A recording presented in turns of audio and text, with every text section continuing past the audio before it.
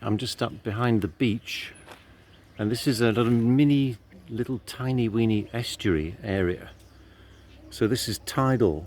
The tide is quite high at the moment. Often it's lower than that, and then it becomes just a muddy area. And most of the trees there are actually Hibiscus tiliaceus, and that's how they naturally grow, like gigantic shrubs. They're not mangroves, and the Hibiscus tiliaceus grow just above the high water mark. This area is too small really to actually have any real mangroves, although we have a clue here as to the value, the ecological value of these areas. You've got a whole bunch of egrets sitting there in the hibiscus. This is really one of those edge areas between the sea and the land, between the river and the estuary. Very, very rich environment. We do have one plant here that's on the list though, and that's this little shrub, which you can see is actually growing in the water.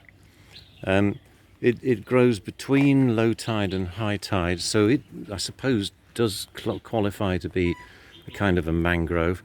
And this is Acanthus ilicifolius. Let me zoom in because it seems to be coming into flower. It's got these little sort of pinky flower, they're not really purpley lilac coloured flowers, you can't really see very well. And these spiky leaves. There's one a bit closer just over here. So that's a common native, common? It's common in this kind of environment. Native mangrove type shrub. Let me just go over here because I can get a closer look at the foliage.